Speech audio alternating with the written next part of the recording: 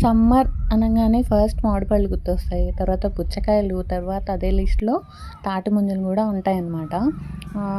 ఈ తాటి ముంజలు మనం కొనుక్కొని తింటాం గదా! వాటికి ఇట్లా ఫ్రెష్‌గా అప్పటికప్పుడు కట్ చేయించుకొని తిన్న వాటికి చాలా డిఫరెన్స్ ఉంది. నాకు ఈసారి బాగా అర్థమైంది. ఏంటంటే ఫ్రెష్ అండ్ సాఫ్ట్‌గా లేతగా ఉన్నాయన్నమాట. మనం తిన్న తర్వాత మన పొట్టలో గూడా ఆ ఫ్రెష్ ఫీలింగ్ తెలుస్తుంది. అలా అని ఎక్కువ తినకూడదంట. కడుపులో నొప్పి వచ్చేస్తదంట.